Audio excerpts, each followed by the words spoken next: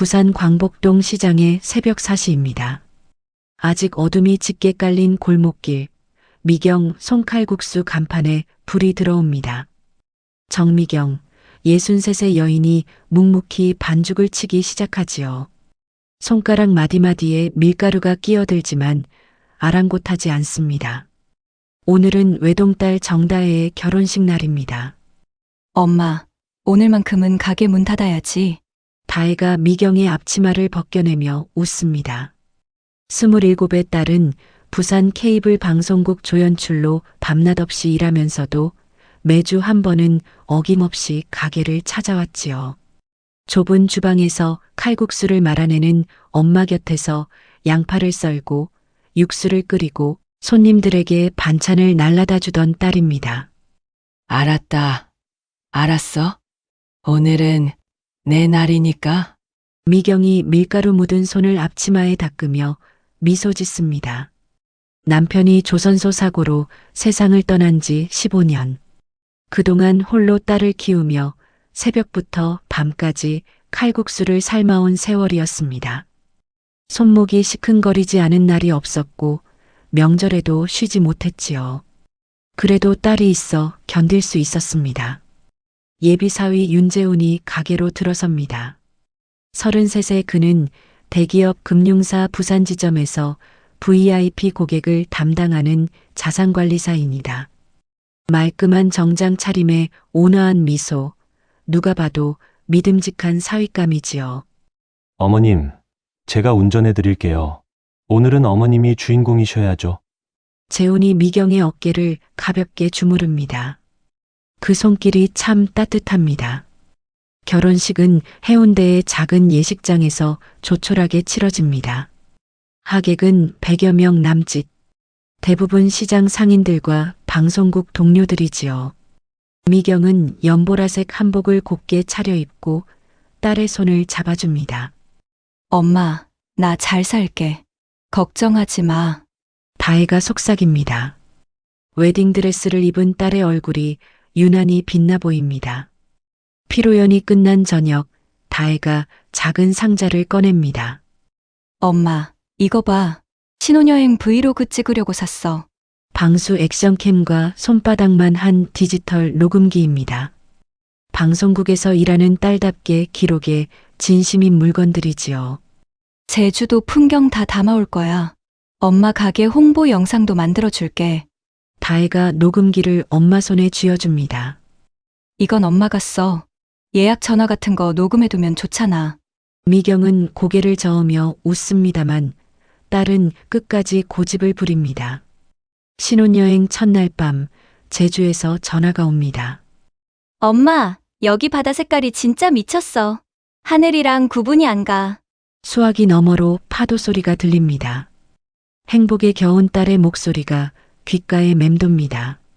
사흘째 되는 날 저녁이었습니다. 내일 부산 도착하면 바로 가게로 갈게. 엄마 칼국수 너무 먹고 싶어. 그래. 조심해서 와라. 그것이 마지막 통화였습니다. 다음 날 밤 전화는 오지 않았습니다. 자정이 넘어서도 새벽이 되어서도 소식이 없었지요. 미경이 수십 번 전화를 걸어도 다혜는 받지 않았습니다. 새벽 3시 초인종이 울립니다. 문 앞에는 윤재훈이 서 있었습니다. 얼굴이 초췌하고 옷은 구겨져 있었지요. 그가 현관 앞에 무릎을 꿇습니다. 어머님, 다혜가 공항에서 싸우고 그냥 가버렸습니다. 눈물을 뚝뚝 흘리며 말하는 사위의 모습이 너무도 애처로워 보입니다. 제가 잘못했습니다. 제가 다 잘못했어요. 미경의 가슴 한구석에서 불길한 예감이 스멀스멀 기어오릅니다. 하지만 그 예감을 입 밖으로 꺼내기엔 사위의 울음소리가 너무도 진실해 보였지요. 시장 골목에 불이 하나둘 켜지기 시작합니다. 새벽 장사 준비를 하는 상인들의 발걸음 소리가 들립니다. 평범했던 일상이 산산조각 나는 순간 미경은 아직 그 파편들이 얼마나 날카로운지 알지 못합니다. 15해 뒤 재개발로 헐리는 사돈집 창고에서 연보라색 여행 가방이 발견되기 전까지는 말입니다. 부산 남부경찰서 민원실입니다. 정미경이 떨리는 손으로 실종신고서를 작성합니다. 사위 윤재훈이 옆에서 고개를 숙인 채 서 있지요. 담당 경찰은 서류를 훑어보며 한숨을 내쉽니다. 어머니, 따님이 27이시죠. 성인 실종은요. 본인 의사로 집을 나간 경우가 대부분입니다. 우리 딸은 그런 애가 아니에요. 연락도 없이 사라질 애가 아니라고요. 미경의 목소리가 떨립니다. 경찰은 재훈을 바라봅니다. 신혼여행 중에 부부싸움 하셨다고요? 네, 제가 잘못했습니다. 사소한 일로 말다툼을 했는데 공항에서 혼자 택시 타고 가버렸어요. 재훈이 울먹이며 대답합니다. 경찰은 고개를 끄덕입니다. 친구 집에 가 있을 수도 있어요. 일주일 정도 더 기다려 보시죠. 광복동 시장으로 돌아온 미경은 가게 문을 열 수 없었습니다. 칼국수 반죽을 보기만 해도 딸 생각이 났지요. 시장 상인들이 수군거립니다. 신혼여행에서 싸우고 나갔다며? 요즘 애들은 이혼도 쉽게 한다더라. 그래도 엄마한테 연락은 해야지. 미경은 딸의 친구들을 찾아다닙니다. 방송국 동료들, 대학 동기들, 누구도 다혜의 행방을 모릅니다. 다혜가요? 신혼여행 간다고 좋아하던데. 정말 연락이 안 돼요? 한 달이 지났습니다. 재훈의 어머니 남영자가 미경의 가게로 찾아옵니다. 검은색 명품 가방을 든 그녀는 차가운 표정으로 말합니다. 사돈, 딸 교육을 어떻게 시킨 거예요? 네, 시집 와서 한 달도 안 돼. 가출이라니? 우리 재훈이 인생 망치려고 작정했나? 미경이 할 말을 잃고 서 있습니다. 남영자는 테이블을 손바닥으로 내리칩니다. 보험금이랑 전세금 정리해서 돌려줘요. 우리도 더는 못 기다립니다. 그제야 미경은 알게 됩니다. 결혼 직전 다혜가 가입한 종신보험이 있었다는 것을. 수익자는 남편 윤재훈. 보험금은 20억이 넘는다고 했지요. 시간은 무심하게 흘러갑니다. 1년, 2년, 3년. 미경은 매일 새벽 4시에 일어나 칼국수를 삽습니다. 손님들 앞에서는 억지로라도 웃어 보이지만 가게 문을 닫고 나면 딸의 사진을 붙들고 옵니다. 다혜야. 사람만 있어라. 엄마가 잘못했다. 좋은 사람인 줄 알았어. 7년째 되는 해봄입니다. 법원에서 실종 선고 공문이 도착합니다. 윤재훈이 신청한 것이지요. 미경은 법원으로 달려갑니다. 안 됩니다. 우리 딸은 살아있어요. 하지만 판사는 무표정한 얼굴로 말합니다.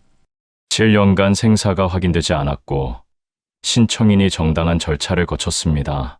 실종 선고를 인정합니다. 그로부터 2달 뒤 재훈이 보험금을 수령했다는 소문이 들립니다. 25억이 넘는 돈이었지요. 또 1년이 지났습니다. 미경이 시장에서 장을 보다가 우연히 신문을 봅니다. 경제면에 큰 사진과 함께 기사가 실렸습니다. 역경을 딛고 일어선 청년 사업가 윤재훈 대표 자산관리 회사 설립. 기사는 이어집니다.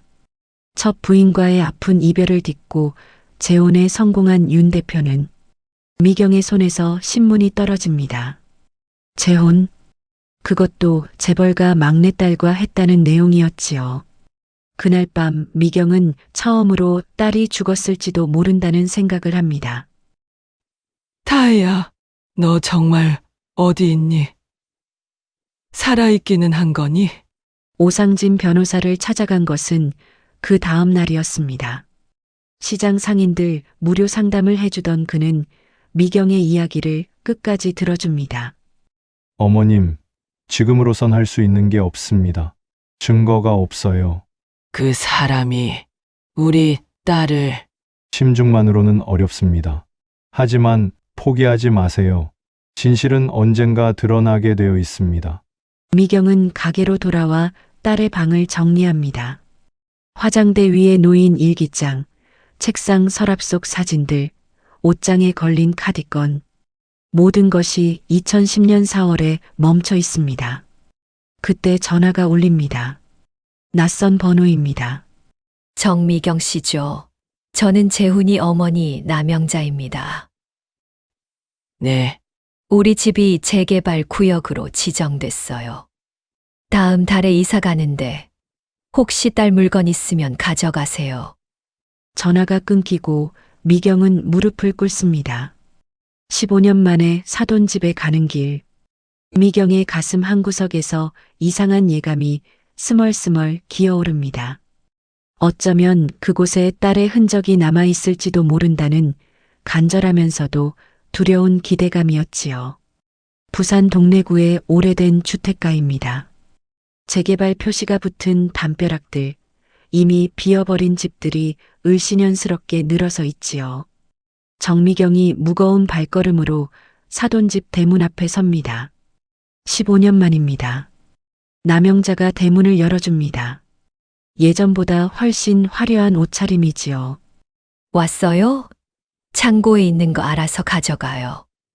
미경은 고개를 숙입니다. 말 한마디 없이 뒤뜰로 향합니다. 창고 문을 여는 순간 먼지가 자욱하게 일어납니다. 15년 동안 아무도 열지 않았던 공간. 곰팡이 냄새가 코를 찌릅니다. 구석구석 뒤지지만 딸의 흔적은 보이지 않습니다. 포기하려는 순간 선반 맨 위에서 무언가가 눈에 띕니다. 연보라색 여행용 가방입니다. 미경의 심장이 멎는 듯합니다. 떨리는 손으로 가방을 내립니다. 먼지를 털어내자 토끼 모양 키링이 달랑거립니다. 다혜가 신혼여행에 들고 갔던 바로 그 가방입니다. 이게 어떻게?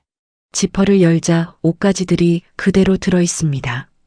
제주도에서 샀던 기념품, 화장품 파우치, 그리고 작은 액션캠과 디지털 녹음기가 보입니다. 남영자가 창고로 들어옵니다. 뭐 찾았어요? 이거 다의 가방이에요. 아, 그거. 재훈이가 짐 정리하다가 거기 뒀나 봐요. 가져가려면 빨리 가져가요. 남영자는 관심 없다는 듯 돌아섭니다. 미경은 가방을 꼭 껴안고 집으로 돌아옵니다. 집에 도착한 미경은 가방 속을 하나하나 꺼내봅니다. 다혜의 노트북이 맨 아래 들어 있었지요. 전원을 켜자 비밀번호 창이 뜹니다. 미경은 딸의 생일을 입력합니다. 화면이 열립니다. 바탕화면에는 결혼식 사진이 있었습니다. 행복하게 웃는 다혜의 얼굴. 폴더를 하나씩 열어봅니다. 제주도 여행 계획, 신혼집 인테리어, 엄마 가게 리모델링 아이디어. 딸이 미래를 꿈꾸던 흔적들이 고스란히 남아 있습니다. 그때 일기 폴더가 눈에 들어옵니다. 2010년 4월 15일 신혼여행 첫날 일기입니다. 드디어 제주도. 재훈 오빠는 피곤한지 계속 잔다. 혼자 바다 구경 중. 엄마 생각이 난다. 4월 16일. 시어머니한테서 이상한 전화가 왔다. 보험금 얘기를 자꾸 하신다. 불안하다. 4월 17일. 마지막 일기. 오늘 밤 재훈 오빠가 너무 이상하다. 술도 안 마셨는데 눈빛이. 무섭다. 미경의 손이 떨립니다. 디지털 녹음기를 꺼냅니다. 배터리가 없지만 충전 케이블이 가방 안에 있었지요. 전원을 연결하고 기다립니다. 빨간 불이 들어옵니다. 파일 목록이 나타납니다. 2010년 4월 17일 오후 11시 32분. 재생 버튼을 누릅니다. 처음엔 작은 잡음만 들립니다. 그러다 다혜의 목소리가 들려옵니다. 오빠, 왜 그래? 무서워. 남자의 목소리. 분명 재훈입니다. 다혜야, 미안해. 하지만 이렇게 할 수밖에 없어. 무슨 소리야? 오빠.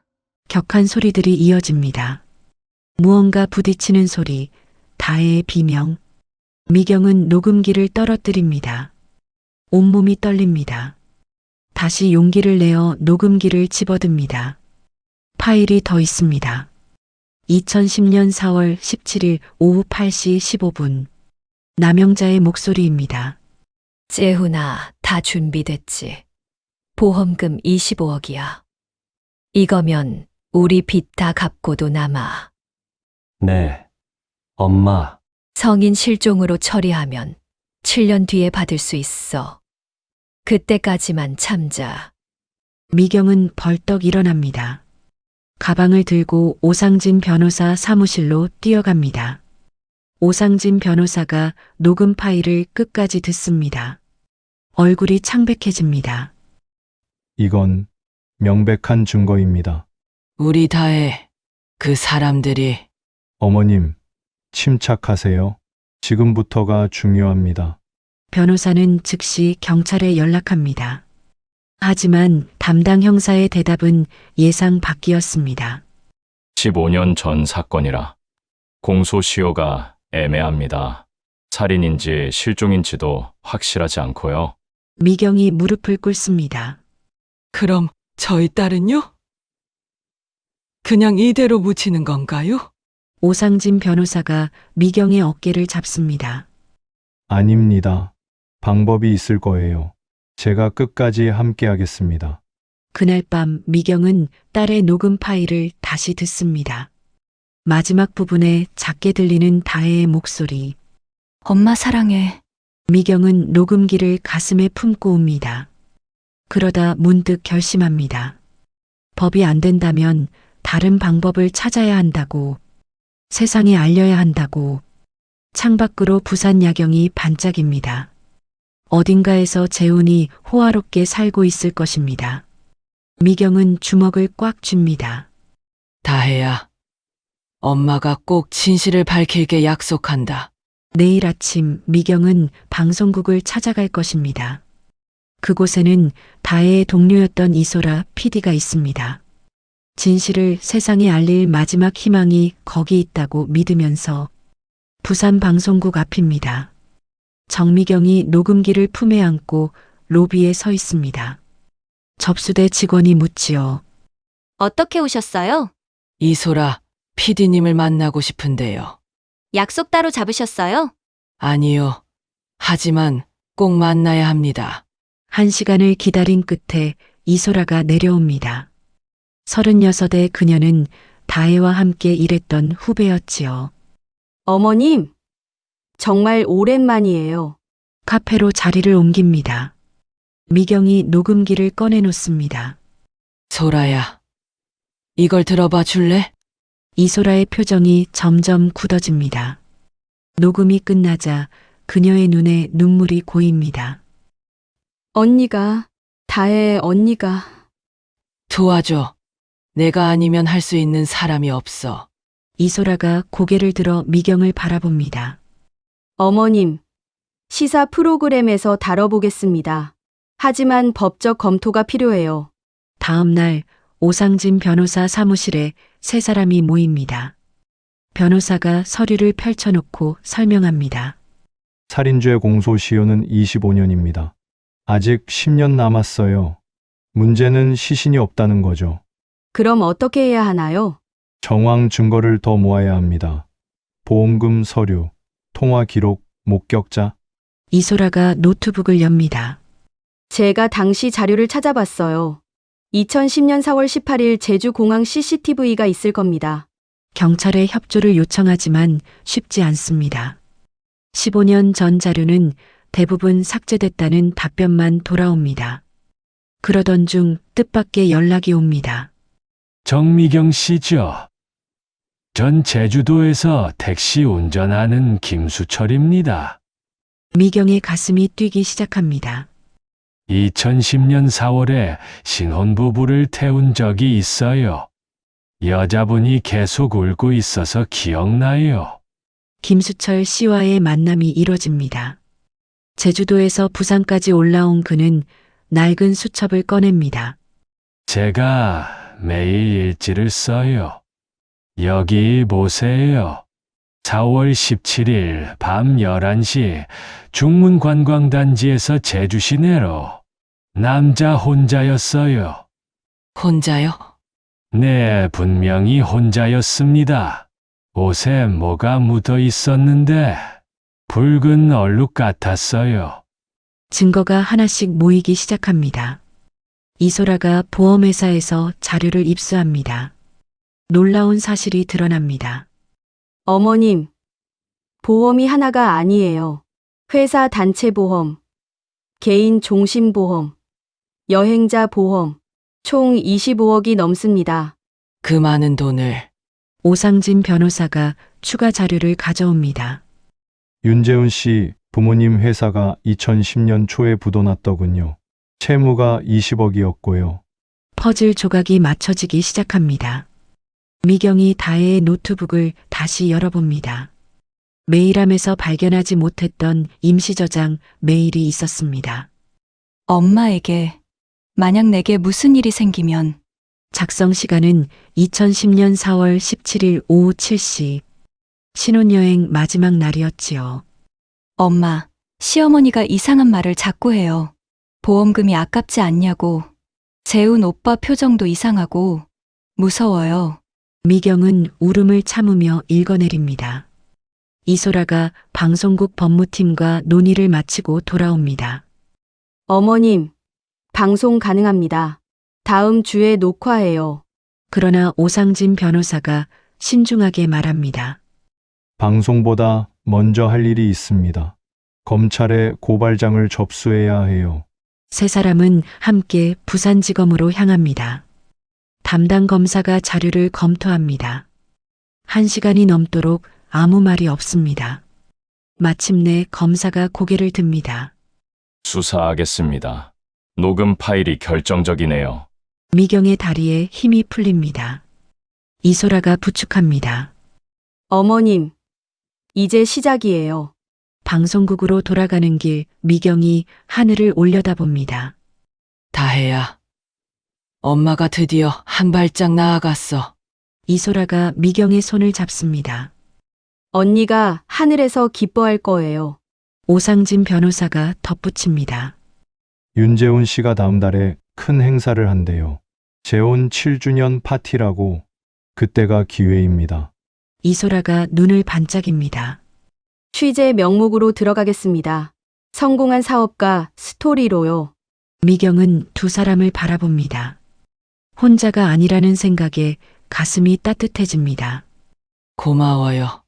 정말 고마워요. 그날 밤 미경은 오랜만에 편히 잠이 듭니다. 꿈속에서 다혜가 웃고 있습니다.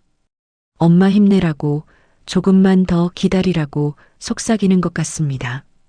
15년의 긴 터널 끝에 작은 빛이 보이기 시작했습니다. 진실은 이제 곧 세상 밖으로 나올 것입니다. 2025년 5월 해운대 그랜드 호텔입니다. 윤재훈의 재혼 7주년 기념 파티가 열리고 있습니다. 부산 재계 인사들과 언론인 300여 명이 모였지요.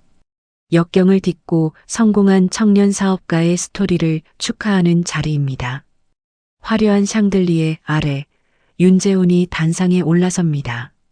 48배 그는 여전히 말끔한 모습입니다. 여러분의 격려 덕분에 여기까지 왔습니다. 첫 아내를 잃은 아픔을 딛고 그때 연회장 뒤편 문이 열립니다. 검은 정장을 입은 정미경이 걸어 들어옵니다. 손에는 작은 녹음기가 들려 있지요. 이소라 PD와 카메라 기자가 뒤따릅니다. 윤재훈의 얼굴이 굳어집니다. 어머님, 미경이 단상 앞으로 걸어갑니다. 조용하지만 단단한 목소리로 말합니다. 여러분, 잠시만 들어주십시오. 15년 전에 사라진 제 딸 이야기를요. 웅성거리던 사람들이 조용해집니다. 미경이 녹음기의 재생 버튼을 누릅니다. 스피커로 연결된 녹음기에서 소리가 흘러나옵니다. 다혜의 목소리입니다. 오빠, 왜 그래? 무서워. 윤재훈의 목소리. 미안해. 하지만 이렇게 할 수밖에 없어. 연회장이 술렁입니다. 윤재훈이 단상에서 내려오려 하지만 이미 경찰들이 입구를 막고 있습니다. 녹음은 계속됩니다. 남영자의 목소리가 들립니다. 재훈아, 보험금 25억이야. 이거면 우리 빚 다 갚고도 남아. 사람들이 경악합니다. 누군가가 외칩니다. 살인이잖아. 윤재훈이 마이크를 잡습니다. 이건 조작입니다. 15년 전 일을 그때 검사가 연회장으로 들어섭니다. 구속영장을 들어보입니다. 윤재훈 씨, 살인 혐의로 긴급 체포합니다. 경찰이 수갑을 채웁니다. 남영자도 연회장 밖에서 체포됩니다. 카메라들이 일제히 플래시를 터뜨립니다. 내일 아침 모든 뉴스의 헤드라인이 될 장면입니다. 미경은 그 모습을 조용히 지켜봅니다. 눈물도 나지 않습니다. 그저 먼 길을 돌아온 사람처럼 지쳐 보일 뿐입니다. 3달 후 부산지방법원입니다. 재판장이 판결문을 읽습니다. 피고인 윤재훈에게 무기징역을 선고합니다. 피고인 남영자에게 징역 20년을 선고합니다. 법정을 나오는 미경에게 기자들이 몰려듭니다. 하지만 미경은 아무 말도 하지 않습니다. 오상진 변호사가 대신 말합니다. 정의가 늦었지만 왔습니다. 일주일 후 제주도 중문 해변입니다. 미경이 다혜의 영정 사진을 들고 바다를 바라봅니다. 이소라와 오상진이 함께 있지요. 미경이 바다를 향해 말합니다. 다혜야, 이제 편히 쉬어라. 엄마가 약속 지켰어. 하얀 국화꽃을 바다에 띄웁니다. 꽃잎이 파도를 따라 멀어져 갑니다. 이소라가 미경의 어깨를 감쌉니다. 어머님, 언니가 자랑스러워할 거예요. 미경이 고개를 끄덕입니다. 이제 가게로 돌아가야지. 손님들이 기다릴 거야. 부산으로 돌아가는 비행기 안에서 미경은 창밖을 봅니다. 구름 위로 햇살이 비칩니다. 다시 광복동 시장입니다. 미경 손칼국수 가게 앞에 사람들이 줄을 서 있습니다.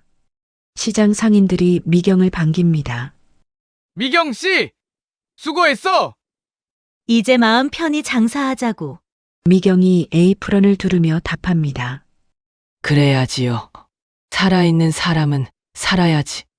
가게 한쪽 벽에는 다혜의 사진이 걸려 있습니다. 활짝 웃는 27살의 모습 그대로입니다. 그 아래 작은 액자에 글귀가 적혀 있습니다. 진실은 절대 묻히지 않는다. 미경이 반죽을 치기 시작합니다. 칼국수를 썰어내는 손놀림이 예전과 같습니다. 하지만 이제는 다릅니다. 더 이상 죄책감에 시달리지 않습니다. 수치스러워하지도 않습니다. 그녀는 끝까지 싸워 이긴 어머니입니다. 저녁 무렵 한 젊은 여성이 가게로 들어옵니다. 사장님, 저도 딸을 잃었어요. 어떻게 견디셨어요? 미경이 따뜻한 칼국수 한 그릇을 내어줍니다. 포기하지 마세요. 끝까지 가면 답이 있어요. 가게 밖으로 노을이 집니다. 부산 바다 너머로 해가 기울고 있습니다. 미경은 생각합니다. 내일도 새벽 4시에 일어나 반죽을 치겠지. 손님들에게 따뜻한 칼국수를 대접하겠지. 그리고 가끔은 다의 이야기도 들려주겠지. 살아있는 사람의 의무이자 엄마로서 마지막 사랑이니까. 이소라 PD가 만든 다큐멘터리가 전국에 방송됩니다. 제목은 엄마는 포기하지 않았다. 그날 밤 전국의 수많은 어머니들이 눈물을 흘렸습니다. 정의는 늦게 왔지만 결국 왔습니다.